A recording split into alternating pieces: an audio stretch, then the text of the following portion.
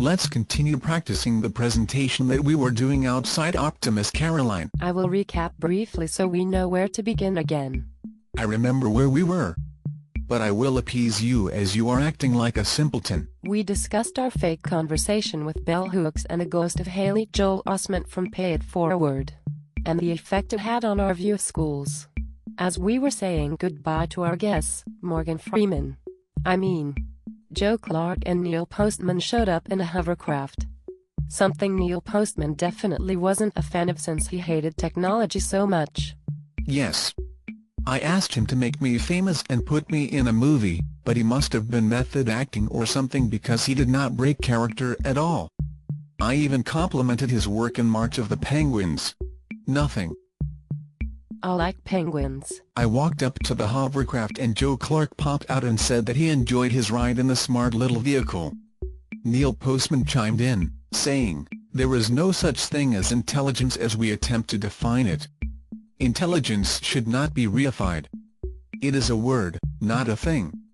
Intelligence is an abstract idea that we insist on putting a number on.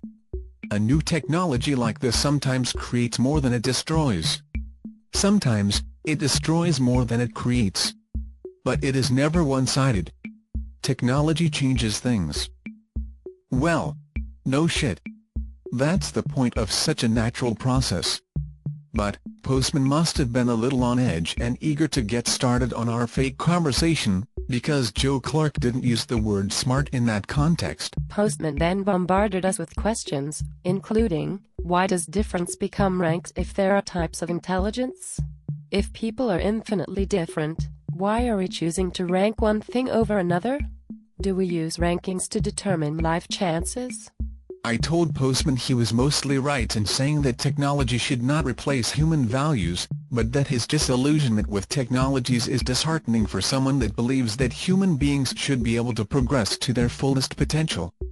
Technology can sometimes help this happen. I then said, if we consider education to be a blossoming and progressive form of technology, there are definite pros and cons. In every type of developing technology, there is an inherent risk in its creation. Without this risk, we would lack much of what we know. If we, as a society, are unwilling to give new ideas a chance, there would be no use for inventions that were ahead of their time, no use for philosophical thoughts that revolutionized the minds of society, and no points in challenging pre-existing ideas. Technology cultivates the growth of radical ideas. It encourages society to step up and question things.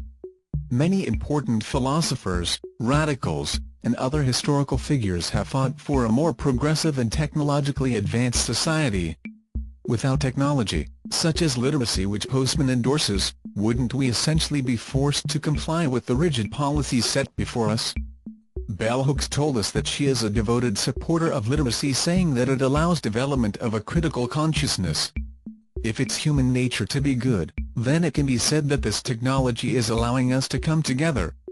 And do we really want to imagine a world without the Terminator and RoboCop? That would be tragic. Just tragic. Postman then stated that intelligence is simply something we believe to be a real thing and thusly try to associate it with scientific procedures that can measure it and locate it in the brain. I then brought up that placing intelligence into different categories, as Howard Gardner proposed, makes it less likely for divisive ranking to occur. Rather than saying that one who lacks intelligence is less important, there are different types of intelligence that people can fall into. But ranking is a natural part of life. I noted that our grading system is by no means perfect, but abolition of it entirely will just lead to another form of grading or ranking. Too much structure can certainly be bad, however, eliminating any and all structure can lead to chaos, which can be unsafe for a population. Postman argued that a single piece of technology can change everything in the world. But this goes beyond technology. The idea that a single event, or person, or thing, or action that is added or removed from an environment can cause change is greater than just technology. It's the butterfly effect. Any single thing can change everything. Joe Clark, who had been sitting in the hovercraft, found this pause in the conversation to be the perfect spot to chime in with his views. He said, "I believe education is a mission. The learning process is not disrupted by tough discipline. If there is no discipline, there is anarchy. Good citizenship demands attention to responsibilities as well as rights. Every day, pride in self and school must be reinforced. Every day, the value of academics must be demonstrated. Discipline establishes the format, the environment for academic achievement to occur. He went on to say that he wants to make sure education can legitimately happen in schools, and he is less concerned with how education itself is presented as long as there is safety and order. He noted that it is a good thing to have high expectations of both students and teachers, and they should use anything that is available to them to accomplish these goals. I agreed with Joe Clark, but noted that while ruling with an iron fist isn't always the best way to educate, it may be necessary to establish some semblance of order, especially in an initially troubled area.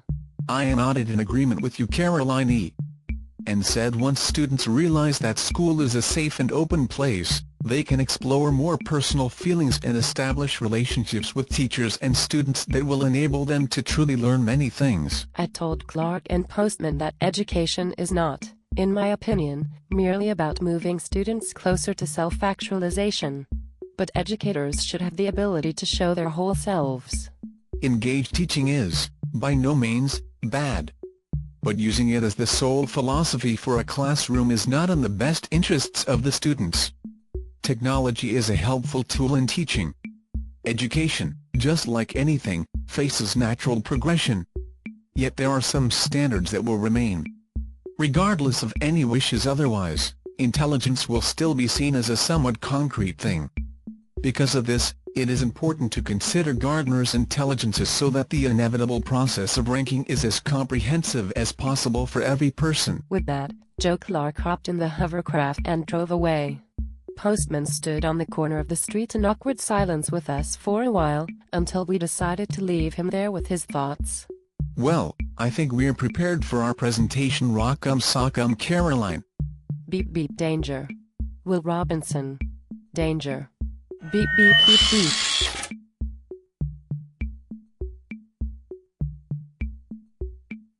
Oh crap. Damn robotics technology.